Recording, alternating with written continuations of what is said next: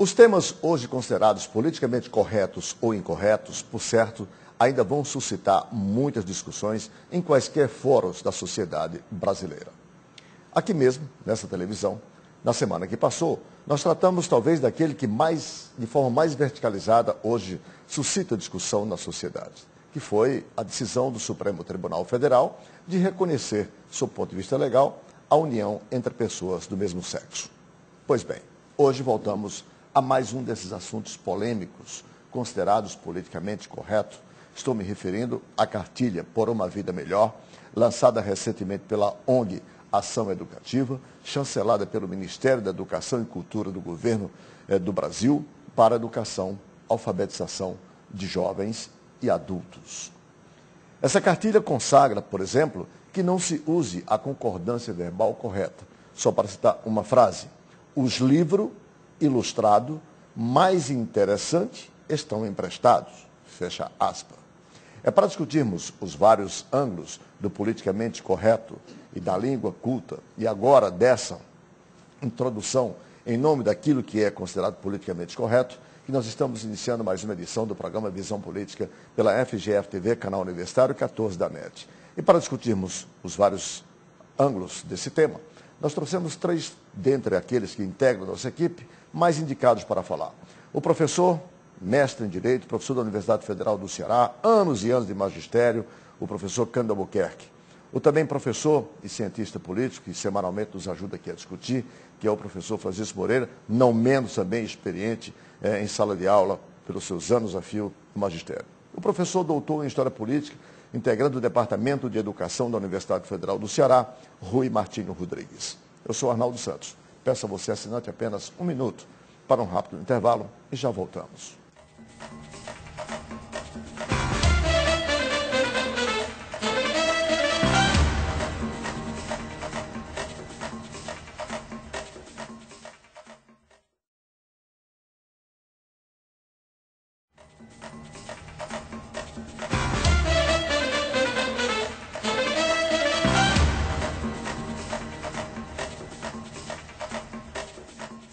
Estamos de volta com o primeiro bloco do programa Visão Política pela FGF-TV, canal universitário 14 da NET, rede pública de televisão cearense. Se você é assinante ligou agora, o programa tem hoje as participações dos nossos debatedores, os professores Cândido Albuquerque, Rui Martinho Rodrigues e Francisco Moreira.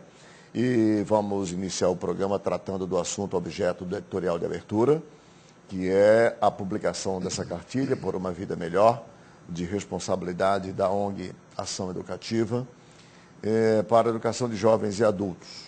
São milhões e milhões de cartilhas hoje já distribuídas e que suscita grande polêmica nesse instante. A cartilha contempla, em nome do politicamente correto, a aceitação de um falar não com base na língua culta, como, por exemplo, não respeitando a concordância verbal correta, assim indicada. Rapidamente, eu queria a impressão, antes de descer os detalhes, eu queria uma primeira manifestação dos senhores sobre como é que os senhores receberam essa cartilha. Isso é politicamente correto admitir-se, quer dizer, o ensinamento na escola pública brasileira, quer dizer, não como nós todos aqui aprendemos? Cândido Albuquerque.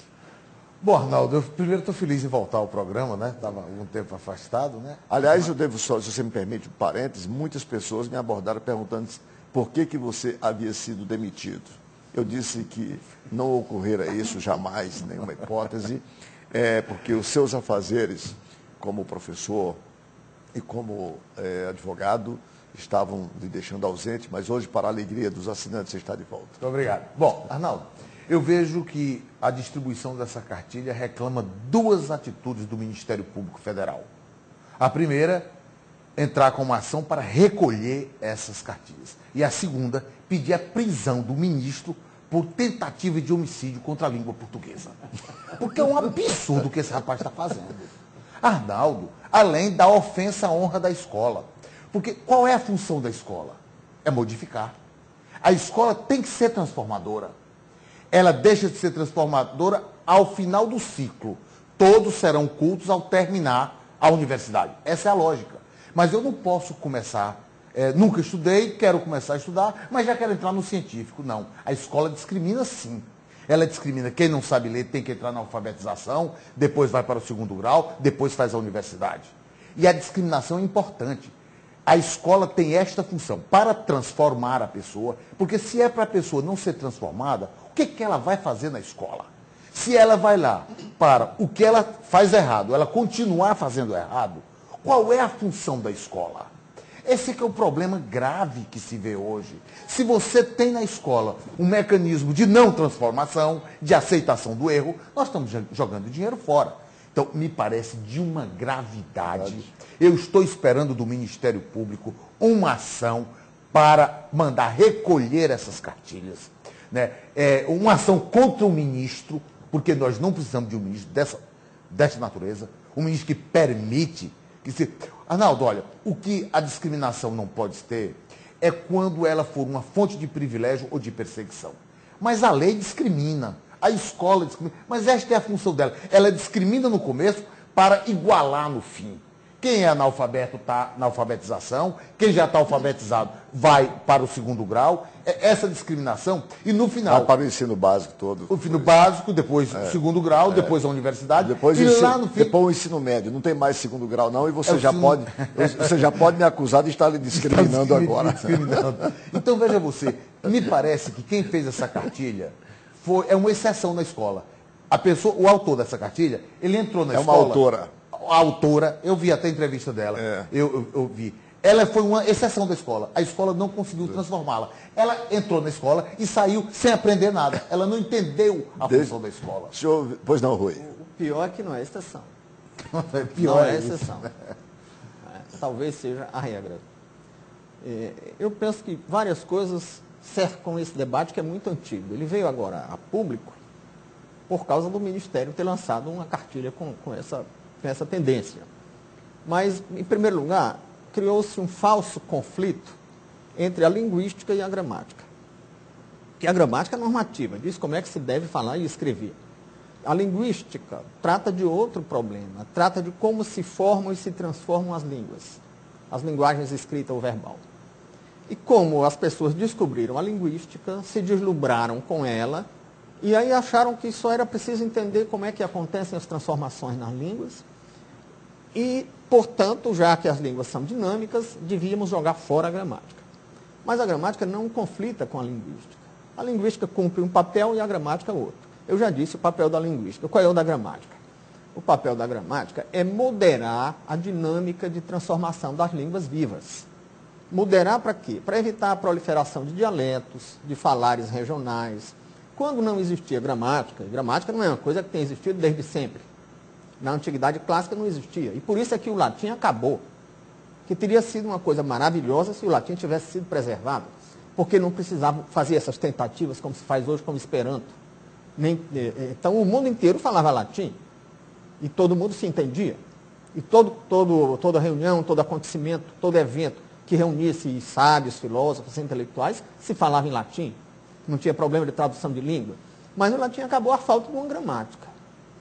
Então é preciso haver uma norma para moderar as transformações linguísticas. E facilitar a comunicação. Que não serão congeladas. As transformações vão continuar existindo, mas vão existir moderadamente. Até porque todo código de comunicação, e as línguas são códigos de comunicação, elas precisam ser interpretadas, decodificadas. E para isso precisam de estabilidade. Outro equívoco que está se cometendo é, pelo fato de que existe uma linguagem falada e outra escrita, e que eu acho que essa dicotomia ainda não é a mais adequada, eu acho que a dicotomia é entre a linguagem informal e a linguagem formal. Você se refere às formas coloquiais de sim, se falar. As formas coloquiais. E a forma culta de escrever. Pelo fato de que as formas coloquiais, principalmente quando a comunicação é oral, mas mesmo na comunicação escrita informal, se usa a linguagem coloquial. Você faz um e-mail, você manda uma carta, você usa a linguagem formal. Se a carta é para um amigo. Então, é claro que ninguém fala conforme a norma gramatical. Eu disse ninguém e mantenho o termo que é muito amplo e muito pesado. Porque ninguém usa a segunda pessoa do plural. Ninguém usa o verbo no modo mais que perfeito. E a gente atravessa mesmo normas outras, né? E a gente erra na escrita, erra pela pressa, erra porque o pensamento anda mais rápido do que a mão, erra porque não conhece o código, erra de todo jeito.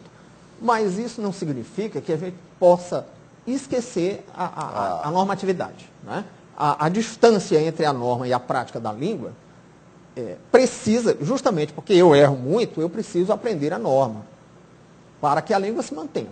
Também é um equívoco dizer que os erros não complicam a comunicação.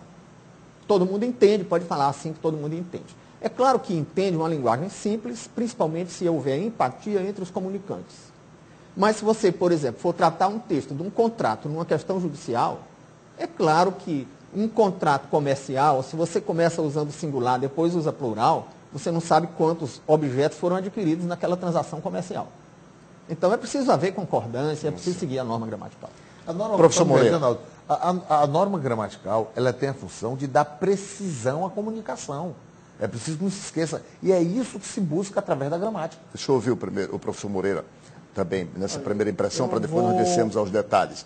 O Cândido, como sempre, esses temas politicamente corretos, surge, obviamente, que pensamentos mais radicais do que outros. O Cândido já foi logo pedindo que o Ministério Público peça até a prisão do ministro. É uma manifestação que eu consideraria radical, sendo politicamente correto, viu, doutor Cândido? Por favor. Para você.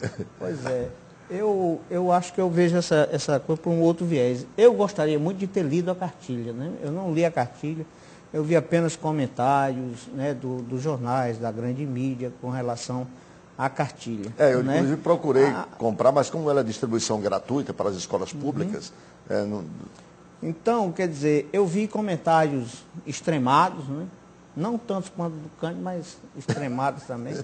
Né? Vi comentários extremamente equilibrados, né? Eu acho que a perspectiva que o Rui analisa é bastante interessante e ele, apesar de dizer que é falso, mas existe esse conflito entre a linguística e a gramática, né? Quer dizer, eu já vi grandes escritores fazerem a defesa da gramática, como já vi também o pessoal que trabalha mais com essa questão da língua, fazer uma defesa de que a língua é uma coisa viva, né? Eu, por exemplo, né, eu acho que muito mais prejudicial à língua nacional, essa questão do inglês hoje, por exemplo, está presente em todo, né? E isso, por exemplo, se você pega as redes sociais, então essa coisa é linguístico, perfeitamente, né? Então eu tenho, mas quando eu converso com um linguista, ele diz, não, isso é importante, porque a língua é uma coisa viva.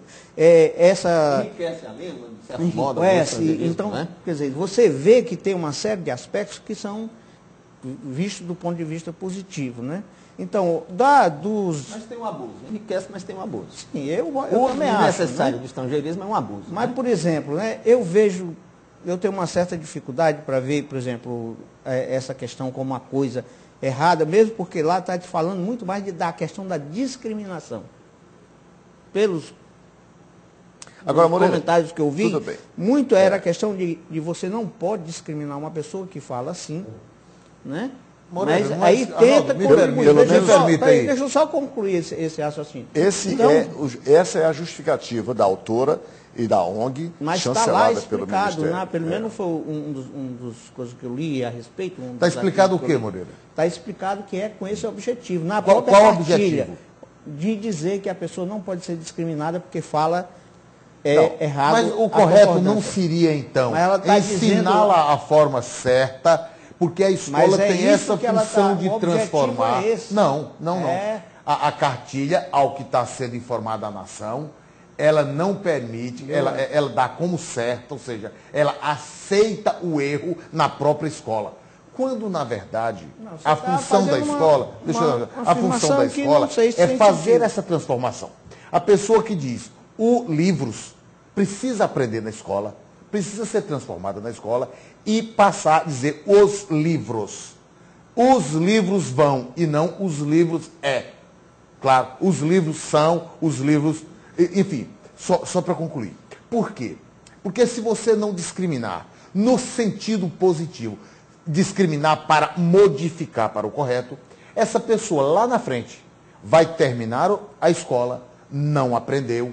Quando ela for chamada ao mercado de trabalho... Isso que você está dizendo, rapaz. Calma. Quando chega lá no mercado de trabalho, aí ela vai ser discriminada pelo mercado de trabalho. Mas a cartilha adverte isso. Adverte. Que não invalida... Não é questão de e aí há uma Mas aí dualidade. Olha, não é questão de invalidar. Deixa eu só explicar. Aí há uma dualidade, eu quero corroborar do seu pensamento. Se a cartilha diz que o aluno não está isento de aprender a norma culta e que na entrevista e que na prova e no vestibular ele vai ter que escrever da forma correta, ele diz isso lá, mas ao mesmo tempo admite que ele possa, dentro da escola, ser admitido como estando correto, usando essa linguagem errada, isso obviamente vai confundir e vai levar este cidadão mais tarde a ter problemas. Me parece, Moreira, eu vou fazer aqui uma mediação. Me parece que quando a gente diz, olha, o que você fala não é errado, é perfeitamente compreensível, mas tenha cuidado com o preconceito linguístico. Você está indispondo o estudante contra a norma gramatical. Porque a norma gramatical é um preconceito linguístico nesses termos. E eu acho que essa não é uma boa orientação. Rui, por outro lado, o papel da escola. Nós estamos fugindo aqui, a discussão da escola. A função da escola é essa, de transformar. Sim, deixa eu chegar lá. Agora, além de estar se criando uma indisposição contra o exercício da função da escola, que é ensinar a norma culta da língua, eu acho que está se criando também uma suscetibilidade. Está se criando uma geração casca de ovo. Eu já comentei isso aqui em outras oportunidades. No esporte, por exemplo, é uma coisa que tradicionalmente as pessoas se xingavam e aquilo não era ofensa, não saía do campo para a delegacia de polícia. Agora está se criando uma intolerância, está se confundindo exercício de cidadania com intolerância. Professores no passado, tinha um professor famoso em Fortaleza, chamava-se Martim de Aguiar, professor de português. Os mais velhos que foram alunos dele dizem que ele fazia coisas que hoje seriam consideradas um crime. O aluno cometia um erro, ele dizia que o aluno tinha rasgado o fundo das calças, com aquele erro. E a classe inteira ria, e o aluno também ria. Hoje, se você disser uma coisa dessa, você vai parar numa delegacia de polícia. Quer dizer, estamos criando uma sociedade intolerante. Agora, quanto à discriminação, existe a discriminação odiosa e existe a discriminação que é até didática. Necessária. As pessoas estão confundindo a igualdade perante a lei com a igualdade na lei. Todos são iguais perante, mas todos são diferentes na. Ok, deixa eu fazer aqui o nosso primeiro intervalo, que a produção já me avisa. Quando eu voltar, eu quero retomar na sequência dessa discussão, partindo da seguinte perspectiva. Somos um país com as dimensões que temos, continentais que temos, e, para nossa sorte, falamos a mesma língua, do Iapoque ao Chuí. Isso não é algo simples de se entender. Me parece que este fato, sob quaisquer ângulos que analisemos, sob o ponto de vista cultural, sobretudo, envolvendo aí linguagem e tudo, já é suficientemente para que tenhamos muito cuidado com essa língua. Um instante só e a gente volta.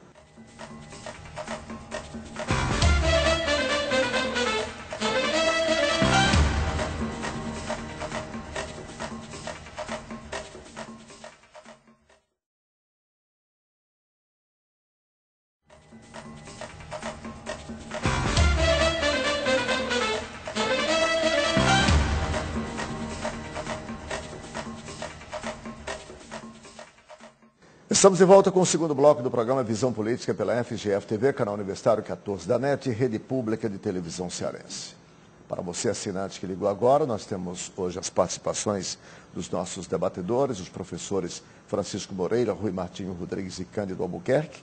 E estamos discutindo mais uma polêmica daquilo que nós hoje consideramos politicamente correto ou incorreto. Não sei nem se nós estamos aqui politicamente corretos ou incorreto, porque a exceção do Moreira, mais ou menos aqui, nós três estamos condenando o ensino, né, dessa cartilha. Mas, Moreira, eu deixei no bloco anterior a seguinte colocação. Somos um país com as dimensões que temos e, para nossa sorte, falamos a mesma língua. Coisa que países infinitamente menores que o nosso falam dialetos, línguas diferentes e tudo. Ora, me parece que isso não simplifica. Isso só traz mais responsabilidade para quem ensina essa língua, para poder manter como ela deve ser. Eu sou de uma época, eu sou um jovem senhor que já passou dos 50 anos, mas sou de uma época em que, na minha sala de aula, quando eu fui alfabetizado, e eu acho que vocês todos, se falava uma linguagem como essa, vamos chamar de coloquial, promore, nós foi, né, o povo foram, era normal ter isso, e eu não vi, em nenhum momento, isso ser considerado preconceito, discriminação. Não conheci nenhum aluno, nenhum colega que tenha se traumatizado quando a gente ria de um escorregão desse na língua. Quero crer que vocês viveram mais ou menos coisas semelhantes. Tal. A sociedade era mais tolerante. Né? Pois é. E por que agora, Moreira, é preciso uma cartilha admitindo essas coisas erradas, em nome desse politicamente correto, em nome dos não traumas, em nome do não bullying, para usar um estrangeirismo aqui, enfim, em nome daquilo que se considera politicamente correto? É preciso mesmo a escola se ocupar disso, com essa linguagem que nós estranhamos, inclusive? Por exemplo, os senhores na sala de aula, um aluno dos senhores não falando corretamente, os senhores estranham, certamente. E os outros estranham também. Na verdade, eu estranho e corrijo. Não é uma questão, né, por exemplo, no nosso, e aí eu concordo com você, né? Por exemplo, eu convivi com muitas pessoas que usavam o que os linguistas chamam de, muitas vezes, resultado do português castiço, né? Quer dizer, formas de se expressar que, na verdade, como diz o linguista, não eram erradas, eram formas diferentes de expressar, né, através da língua, né, a mesma ação, tá certo? Então, não é esse aspecto que eu estou enfocando, por exemplo, com relação à questão da discriminação em si, em relação a cartilha. A cartilha tenta falar, mais ou menos, nessa perspectiva. Quer dizer, se você trabalha com pessoas de diferentes classes sociais, né, isso vai ocorrer, né, porque nem todo mundo tem a mesma formação. E hoje, cada vez mais, você não tem aquela formação doméstica que muitas vezes ajudava muito ao professor, né, no início da formação desses alunos. Hoje você tem uma dificuldade ampla com relação a isso, porque a grande maioria dessas pessoas tem uma formação muito mais da rua, mesmo, do convívio ali com os colegas, e, de certa forma, algumas pessoas são discriminadas, né? E hoje existe uma preocupação muito maior com isso. Eu concordo que existe um exagero com relação a isso. O papel da escola não é exatamente harmonizar essa diferença e deixar todo mundo pelo padrão culto? Isso não é uma forma de harmonizar, eu acho que é uma questão de olhar. Né? Nós estamos uma questão de olhar diferente para a mesma questão. Quer dizer, eu acho que tolerar o erro. A preocupação lá não está dizendo, né? E é isso que eu estou querendo dizer desde o começo, que não está dizendo que a pessoa está daquele jeito, está falando certo. Mas tem que estar correto, ô Moreira. Mas ela está tentando fazer isso do mesmo jeito. É a mesma coisa, o caminho é que é outro. Vocês estão se apegando a uma formalidade da questão da escola formal. Que a Moreira tem dificuldade de criticar as coisas desse governo que eu nunca vi. Moreira, o que o Cartilha está aceitando é o erro. Uma coisa que não tem nada de partidário. Você está querendo admitir o erro. Aliás, eu não entendi ainda a sua posição. Porque o que me parece é que você tem que investir. Todos os países que saíram de situação de subdesenvolvido para desenvolvido, Coreia e todos os outros países, investiram pesadamente na escola, onde o certo é certo, o errado é errado, o vermelho é vermelho, o verde é verde. Essa discussão eu sei que está colocando. Então, não tem nada, é educação. O papel da escola, me parece que na discussão aqui, nós estamos tratando de forma periférica a função da escola. E nós precisamos enfrentar essa questão. Me parece que a função da escola é exatamente a de transformar. Para isto, a escola precisa discriminar. Eu não posso botar todo mundo no mesmo nível. É preciso que seja discriminado. Lá no final, ao cabo do ciclo, todos estarão iguais. Essa discriminação é necessária. Mas ela não é odiosa. Porque a discriminação que é odiosa é aquela que se torna, Arnaldo, ou fonte de privilégio ou de perseguição. Mas isso é uma questão de metodologia. É pedagógico que você separe os alunos nos diversos graus de conhecimento. Isso é pedagógico, é necessário. Na faculdade de Direito, nós separamos O aluno faz vestibular, ele não pode entrar no terceiro ano, não. Ele vai entrar no primeiro, para aprender as noções básicas, para que então ele possa continuar. Então, veja bem, o que me parece é que, ao admitir essa cartilha, nós estamos tirando da escola a sua principal função, que é a de transformar. A escola precisa ser transformadora. E essa cartilha atenta contra isso. E só os pobres sofrerão isso. Só um minutinho. Só os pobres sofrerão isso. Por quê? Porque está sendo distribuído para as pessoas que são economicamente fragilizadas. É claro que os nossos filhos continuarão aprendendo que a concordância verbal é importante na comunicação escrita, e melhor ainda se for usada na comunicação verbal, melhor ainda. Apenas se tolera o erro na linguagem coloquial, apenas se tolera. Então, professor Rui, deixa eu só colocar aqui um outro ângulo, o Cândido trouxe aqui, até porque somos um país de uma cultura oral. Sim. A nossa comunicação é predominantemente oral. Ainda tem mais essa, ou seja, se somos culturalmente, quer dizer, um povo formado nessa comunicação oral, mais uma razão para a comunicação oral ser a comunicação correta. E a única identidade nacional nossa é a língua. Veja, eu penso que estamos incorrendo em alguns equívocos diante desse problema. De um lado, alegam-se, já há muito tempo, que a língua tem diferentes códigos. Tem a linguagem formal, tem a linguagem informal, ou a linguagem escrita e a oral, ou a linguagem técnica e a linguagem coloquial. Mas, e de fato existem diferentes códigos para essas linguagens. Mas essas coisas não são indiferenciadas, não podemos indiferenciar essas coisas. Não podemos indiferenciar um discurso cheio de solecismos com um discurso de acordo com a norma gramatical. Porque um tem uma comunicação mais clara. O conteúdo semântico do discurso tem uma univocidade maior. Para isso é que se estuda análise sintática, para se saber quem é o sujeito da ação, para se saber o que é o objeto da ação. E na linguagem popular e os falares cheios de solecismos, de anacolutos e de outras coisas, não tem essa clareza. E não é à toa que todos os clássicos e todas as obras bem escritas são escritas na língua culta. Você não encontra um filósofo, você não encontra um sociólogo que tenha escrito com linguagem vulgar. E essa indiferenciação é falsa e é prejudicial, porque indispõe o jovem contra o estudo da língua. E essa história de mostrar como preconceito e querer vincular a norma culta às elites e a linguagem cheia de solecismos às camadas populares, isso aconteceu na União Soviética nos primeiros tempos. E a direção do partido cortou. Disse que isso era um desvio ideológico, que a língua que a norma gramatical era necessária à preservação do idioma, e o idioma estava ligado, inclusive, à identidade nacional.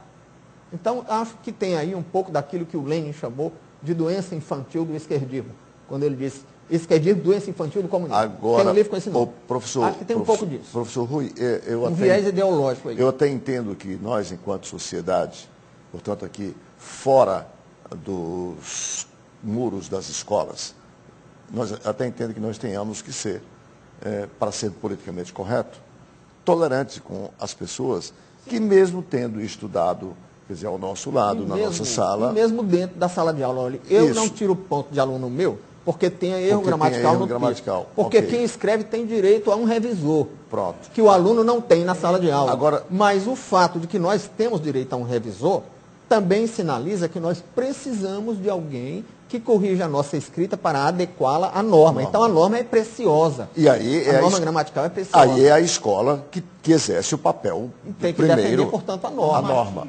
Então eu queria, Moreira, eu queria colocar, Moreira, exatamente isso.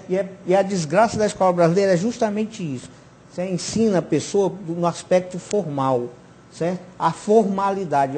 Enquanto nós não tivermos uma escola que seja para além da formalidade, que seja uma escola cívica, nós não vamos avançar. Peraí, Moreira, você quer chegar aonde? Porque está ficando um jogo de palavra aqui que agora não entendi mais nada. Esse aspecto aí é formal. É óbvio. Não entendo mais nada faz tempo. O que eu estou dizendo, o que eu queria colocar, Moreira, é o seguinte, que nós, enquanto professores ou enquanto cidadãos fora da escola, sejamos tolerantes, compreensivos com alguém que possa, eventualmente, em nome do coloquialismo, falar com os seus desvios, né, de concordância, suprimindo o plural, é uma coisa. E acho que é até obrigação de quem se julga portanto, mais bem educado, fazer isso. Ouvir isto e não discriminar, e não constranger a pessoa publicamente, fazendo correções desnecessárias e tudo.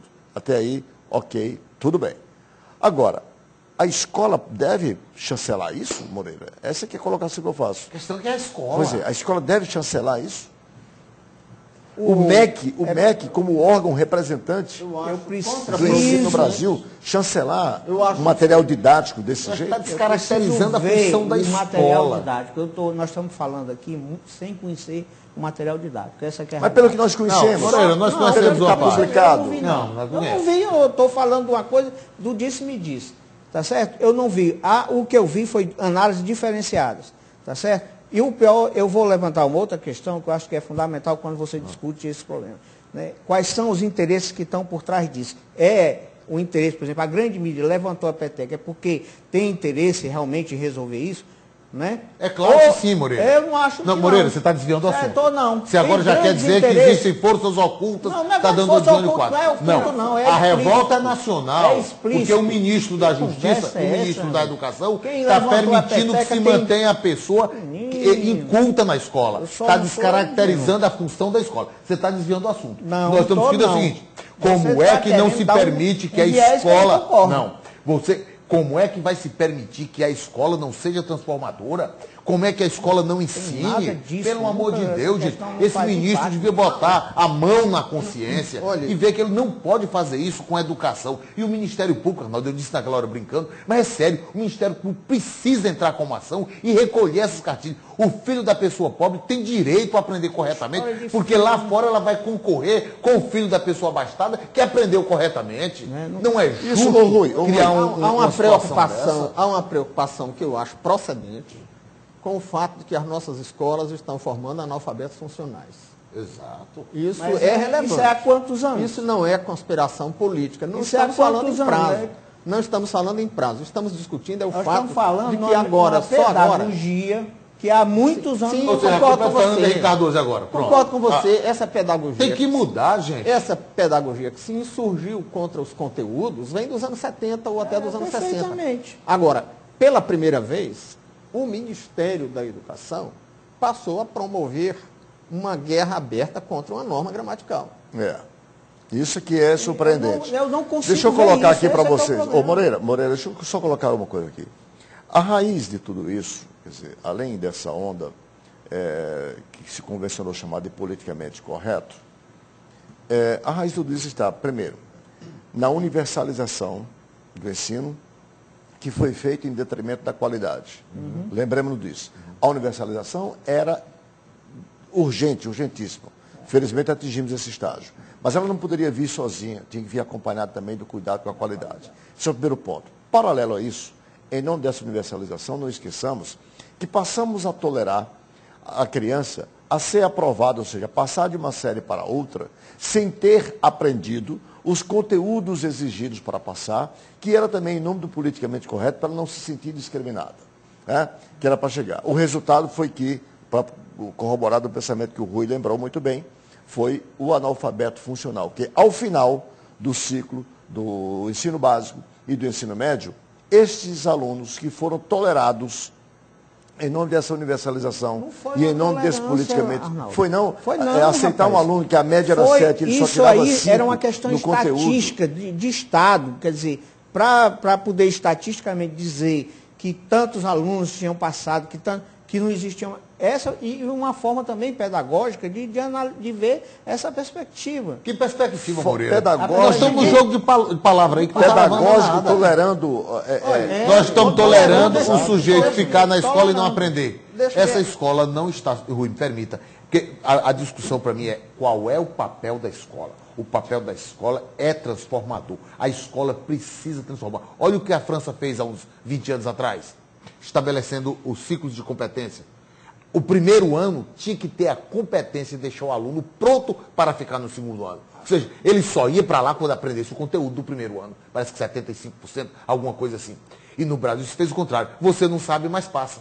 Quer dizer, como é que nós queremos sair do analfabetismo, do atraso, tirando da escola, que universalmente desenvolveu esse papel e os países que foram o primeiro mundo fizeram isso e aqui nós vamos na contramão da história. Sim, eu tenho que encerrar esse bloco, você disse que você queria dizer. Não, esse debate sobre a promoção automática pode ter tido aí uma receptividade dessa proposta pelos políticos para o jogo de estatística. Mas quem propôs foram os pedagogos, foram os educadores. Para o jogo. Que diziam que era para não machucar o ego, a autoestima, outros diziam porque na Suécia era assim, me lembro muito bem desse debate. Nos anos 70 só se falava no fato de que a escola sueca não reprovava. Agora, na Suécia, para ensinar no primeiro grau, tem que ter no mínimo mestrado. É outra realidade. Essa é a diferença. A realidade é Deixa completamente diferente. Outra coisa, a Inglaterra e a França fizeram isso foi no século XVIII. Né? Não foi agora, não. Desde o século XVIII. Mas desde lá você tem que aprender a concordância verbal. Então não diga que foi só um jogo de estatística. Então, Não, eu estou dizendo Era uma doutrina. recentemente. Era uma doutrina. Sim, para isso. do ponto de vista histórico. Eu tô dizendo, essa questão Uma nossa doutrina aqui muito é equivocada. dos anos 70 para cá. Registre-se que era uma doutrina muito equivocada. mas não se aceitava que não mas se que foi aprendesse a fundamental, concordância verbal. Bom, eu não vou, se ensinasse corretamente. eu vou fazer mais um intervalo e quando voltar vou colocar em pauta no último bloco um programa, um assunto não menos polêmico do que esse, só que de outra natureza, natureza político-pecuniária, se posso chamar assim, ou político-financeira, que dá no mesmo, que é essa denúncia contra o ministro Palocci, que está aí pautando a mídia nacional e parte da mídia internacional. Né? Um instante só e a gente volta.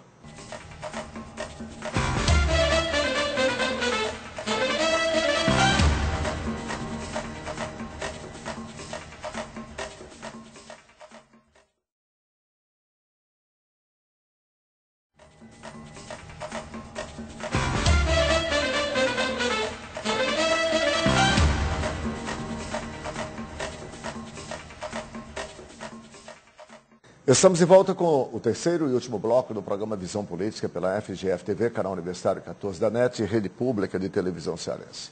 Participam do programa de hoje os nossos debatedores, professores Rui Martinho Rodrigues, Cândido Albuquerque e Francisco Moreira. Discutimos nos dois primeiros blocos, para você assinante que ligou agora, essa polêmica em torno dessa cartilha por uma vida melhor, publicada pela ONG Ação Educativa, que objetiva a alfabetização de jovens e adultos da escola pública brasileira, contemplando aí a aceitação da não concordância verbal exigida pela língua culta. Se posso, para finalizar esse assunto, antes de colocar o próximo assunto, dizer alguma coisa, pediria aos alunos que estudam hoje com essa cartilha e aos professores que ensinam, quer dizer, com este material didático, que fizessem um esforço que, mesmo havendo essa chancela do Ministério da Educação e Cultura, mas que façam um esforço todos para aprender a língua correta. Não será tão difícil assim, de jeito nenhum. Obviamente que eu estou falando de ensinar e aprender a língua correta. Não estou falando de discriminar, constranger ninguém pelo fato de utilizar a linguagem não culta, como nós estamos aqui a defender, em nome dessa língua tão bonita que é o português. Né? Em nome dessa cultura desse país que hoje chama a atenção de todo o mundo, que somos nós. Vamos colocar aqui um assunto que tem pautado a mídia nas últimas 2 semanas, nacional, os debates políticos, tanto no Palácio do Planalto quanto no Congresso, e também parte da mídia internacional, que foi a polêmica em torno dos bens, quer dizer, do ministro Palocci, levantados pelo jornal Folha de São Paulo há 2 semanas. Ninguém em sã consciência deve esquecer de que uma pessoa que exerce funções importantes na República Brasileira, ao sair e ir para o mercado, obviamente é uma pessoa valorizada neste mercado. Isso aí é uma coisa muito lógica até. Não se está em discussão essa questão. A questão é que o ministro Palocci tem já um histórico, quer dizer, passado, de quando teve que deixar o governo, em função de envolvimentos com ações, eu diria, para ser educado com o nosso assinante, não ortodoxas, né? Portanto, antirrepublicanas. E agora, no intervalo de 4 anos, descobre-se um patrimônio que, pela profissão de médico que o é, pela função de deputado, não justificaria, portanto, a multiplicação desse patrimônio. 20 vezes, segundo os dados da Folha, e não contestado até hoje pelo próprio... 20 vezes é o que foi o visível, Sim. né? Eu queria, então, colocar este assunto aqui para os senhores, começando com o professor Rui Martinho. Professor, o que é que está chamando a atenção aí? É o patrimônio pelo atual ministro, quer dizer, amealhado nesses 4 anos, ou é a função que ele exerce hoje como ministro na República e, obviamente, a briga política que o Brasil sempre travou? Penso que o que chama a atenção aí, em primeiro lugar, é a variação patrimonial. Não é o tamanho do patrimônio. É um patrimônio ser multiplicado por 20, nos termos declarados pelo ministro. Não estamos aqui levantando suspeitas de que haja uma outra parte oculta do patrimônio. Embora que, se o patrimônio se refere apenas aos imóveis adquiridos, os apartamentos de alto valor, certamente não seria só isso, porque eu não acredito que um homem entendido em finanças fosse jogar todo o seu patrimônio em 2 apartamentos e não tenha nenhuma carteira de investimento de ações, e não tenha nenhum investimento financeiro, e não tenha nenhum outro tipo de investimento. Seja todo o patrimônio dele jogado em 2 apartamentos. Não creio que seja isso. Né? Mas não é apenas o tamanho da variação patrimonial dentro do prazo de 4 anos. Eu acho que chama a atenção também o fato de que esse patrimônio, segundo a explicação apresentada em defesa do ministro, teria sido adquirido através de consultorias. E o fato de que essas consultorias tenham sido prestadas sob sigilo contratual. Ele alega que não pode dizer a quem prestou consultoria, nem qual era o teor ou conteúdo da consultoria, porque isso seria um sigilo previsto no contrato. E é realmente muito estranho que um homem público, ligado ao governo, preste assessoria, quando certamente os negócios que ele assessorou podem ter contato com o governo, transações com o governo, e mantenha sigilo sobre a natureza desses negócios e sobre a personalidade jurídica ou a personalidade natural das empresas ou das pessoas a quem ele prestou essa assessoria. E o princípio da publicidade dos atos públicos, do direito público, certamente não envolve estritamente os atos praticados no exercício da função pública, mas os que possam se relacionar com a função pública. Como o que está em jogo aí, certamente, é uma suspeita de tráfico de influência, isso certamente leva a um questionamento relacionado com o princípio da publicidade. Como ele é um homem que tem notória influência no governo, ele precisaria dizer quais são as transações que ele mantém e com quem. E isso está sendo mantido em sigilo. Professor Cândido Albuquerque, ninguém é obrigado, no exercício da sua atividade profissional, mesmo não existindo caráter, nenhuma cláusula de confidencialidade, mas ninguém é obrigado a publicizar aquilo que faz para quem faz e por quanto faz. Aliás, o por quanto faz, geralmente é a exigência, inclusive, de quem contrata aquele trabalho, de que não seja dito. Isso é muito claro. E não há nada de ilegal nisso. O patrimônio do ministro Palocci, segundo suas palavras, está todo lá na sua declaração de renda. Portanto, não constitui também surpresa, porque a única obrigação que nós temos enquanto cidadãos de publicizarmos é prestarmos conta com o fisco. Portanto, apresentando nosso patrimônio ao imposto de renda. Eu posso dizer isso. Se está lá... É o que eu vou dizer. Bom, eu quero colocar isso. Então, onde é que está aí a causa para essa celeuma? Eu estou tentando verificar Arnaldo, todos os ângulos, Arnaldo, sem nenhum ideologismo da discussão, para poder o assinante fazer o melhor juízo. Arnaldo, o que ocorre é o seguinte. Se eu vou contratar Arnaldo Santos, profissional liberal, eu posso contratar e posso firmar uma cláusula de sigilo. Muito bem. Mas se eu vou contratar um ex-ministro da Fazenda, deputado federal, com notório saber, influências no governo, vinculado ao governo, eu já sei que pelo princípio da publicidade, ao qual o ex-ministro está subordinado, e o deputado também está subordinado, porque ele é um agente público, eu não posso ter essa cláusula de sigilo. Não é possível, porque assim fica muito fácil. Eu, enquanto ministro, enquanto governador, pratico atos indevidos, guardo o dinheiro, depois que saio, então apresento esse dinheiro e... mas eu tenho uma cláusula de sigilo e, portanto, não posso declará-lo. O que ocorre aí é que o serviço foi prestado por um agente público. E ao transacionar com um agente público, o contratante sabe que aquele contratado tem dever de publicidade dos seus atos. Não é razoável, Arnaldo, que um agente público fique rico da noite para o dia, 4 anos, não é nada.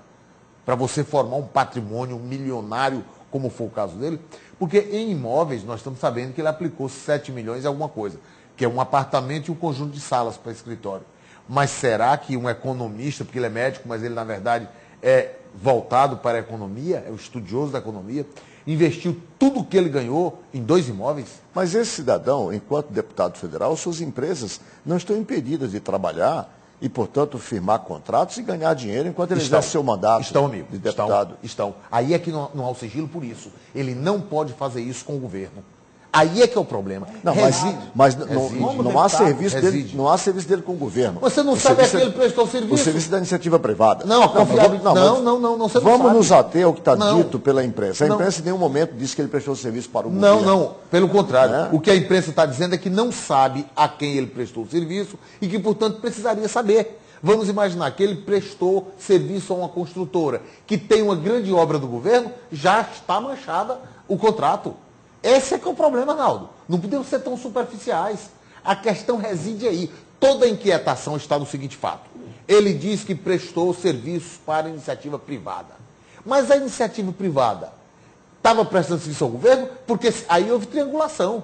É a busca da triangulação que está inquietando a imprensa. Porque eu acredito que ele não tenha recebido dinheiro do governo mesmo, não. Eu acredito que ele tenha prestado para empresas privadas. Acredito, entretanto, que esse ente privado é que estava vinculado ao governo. E aí, o tráfico de influência. O Rui queria só fazer uma observação. Só um adendo.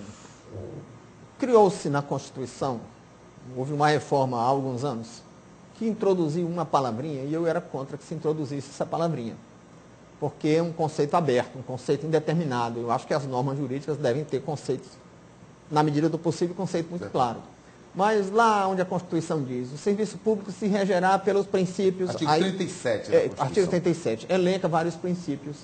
E onde se dizia, pela lei e tal, e pela moralidade. Artigo 37, do CAPT. Do CAPT do artigo 37. E pela moralidade. Metendo esse pela moralidade aí, quem sugeriu meter essa história do pela moralidade aí foram os companheiros do ministro. Moreira. Então, a lei pode até não proibir, mas é claro que existe um princípio moral aí em jogo. Professor Moreira, você vê algum, contrariando aqui o caput do artigo 37, do princípio da moralidade, vê alguma ação amoral praticada pelas empresas do então deputado, porque ele fez isso no exercício do mandato de deputado federal, pelo então deputado, quer dizer, Antônio Palocci, hoje ministro da Casa Civil? Eu também conheço o que está na imprensa, né? E o que está na imprensa, né, indica que havia necessidade de esclarecimentos, né? O ministro tentou dar alguns esclarecimentos, que eu não sei se põe à luz todo esse aspecto. Algumas questões que foram levantadas aqui, eu acho que elas têm fundamento, né? Quer dizer, aliás, todos eles que saem normalmente desse cargo tendem a enriquecer, né? Historicamente, você pode levantar, quase todos são banqueiros, quase todos são tem grandes empresas de consultoria, na área de finanças. Né? São pessoas hoje bastante importantes e ricas, ficaram milionários porque, né, na verdade, quando você passa por esse cargo, você adquire uma série de conhecimento, né, e usa esse conhecimento e a possibilidade de transitar, né, dentro do poder. Né? Isso é notório. É tanto que se criou uma quarentena que não podia mais ocupar cargos no setor privado durante um determinado momento para isso. Tá certo? Então, acho que precisa esclarecer. Olha, Delfim, quando saiu do governo, perdeu influência sobre o governo seguinte. Podia perfeitamente fazer consultoria. Maílson da Nóbrega, quando saiu do governo, perdeu influência sobre o governo seguinte. Até porque o governo seguinte, ele saiu do governo Sarney e veio o Collor, que era inimigo figadal do Sarney. Além de serem pessoas que Mário Henrique Simonsi foi outro. Além de tratarem-se de pessoas que não têm a menor influência sobre o governo seguinte, não é de estranhar que um professor de economia monte um escritório de consultoria financeira. Agora, que o pediatra Antônio Palocci monte um escritório de consultoria financeira, você conhece é estranho. as publicações do Palocci anterior ao período de ser ministro? Não. Então, ele tem publicações nessa área. Tem. Tem. Tudo bem. Tá certo? Então, quer dizer, ele tem um conhecimento de administração e economia. Nós estamos relativizando mais uma vez aqui a ética. Mais uma vez relativando a ética. Artigo de jornal, ele tem tese. Não, ele tem livro artigo de jornal. A propósito, já que você falou em ética, professor Cândido Albuquerque, eu me dirijo ao ilustre debatedor para fazer a seguinte colocação. As explicações dadas pelo ministro são suficientes para que a Comissão de Ética da Presidência da República dê o caso por encerrado, como fez nas palavras do seu presidente, o ex-ministro Sepúlveda Pertence, que ele disse que se julgou plenamente satisfeito com as explicações do ministro e que o caso estava encerrado. Eu fiquei profundamente triste ao ouvir o ministro Sepúlveda Pertence, pessoa que conheço, dizendo aquilo. A história do Pertence, acho que ele foi levado ali a um constrangimento muito grande. Óbvio que não. A inquietação... Vamos usar um português, claro. A suspeita... Falou como advogado. A suspeita... Ele falou como advogado, Palocci. A suspeita é de que Palocci tenha recebido dinheiro público por intermédio de empresas que supostamente ele tenha prestado isso é uma consultoria. ilação, ó. Só um minutinho. Só ilação. Só um minutinho. É ilação mesmo. É ilação. A suspeita, ilação não, suspeita. A suspeita da imprensa nacional, a suspeita de todas as pessoas é essa. Ou seja, o Palocci, sob a alegativa de que tem uma cláusula de confidencialidade, não pode dizer de onde recebeu o dinheiro. E a boca miúda, todo mundo suspeita de que esse dinheiro, porque é muito dinheiro, para a consultoria é muito dinheiro, a suspeita é de que tenha havido uma triangulação. Ele tem recebido dinheiro de uma empresa que recebeu do dinheiro público. Essa é a questão. É esta pergunta que o Palocci precisa nos esclarecer. Sim, voltando à Comissão de Ética. A Comissão de Ética da Presidência da República agiu corretamente de jeito ao nenhum. encerrar o fato? fato? Um equívoco. Professor Rui. Essa história da consultoria me lembra o advogado alagoano que deu motivo a um impeachment, que depois foi assassinado junto com a amante. O PC Farias. O PC Farias. O PC Farias também vendia consultoria. Foi motivo de um impeachment nesse país. Aí eu acho que mas o aí não é nem ilação, aí você está usando um exemplo. Analogia. Não, analogia desse jeito. Você pega um ladrão confesso e está... Não, mas peraí, o Collor é aliado ao PT. Hoje o Collor é aliado ao PT, Moreira. Não, estou falando, fazendo a mesma política. Não é partidário. Estou falando de venda de consultoria por pessoa ligada ao governo. Venda de consultoria, lá era achar. Eu não posso mais continuar, porque o tempo já se esgotou, a produção já me avisa. Na medida do possível, nossa intenção era trazer a discussão aqui sem nenhum viés ideológico, partidário da discussão. Apenas os fatos estão aí, a gente não pode deixar de discuti-lo, quer dizer, a exaustão. Né? E com essas colocações, finalizamos mais uma edição do programa Visão Política pela FGF TV, canal Universitário 14 da NET e Rede Pública de Televisão Cearense. Agradecendo aos nossos debatedores, os professores Rui Martinho Rodrigues, Cândido Albuquerque, Francisco Moreira e, em especial, agradecendo a você, assinante, com um convite para um próximo Visão Política. Muito obrigado e até lá.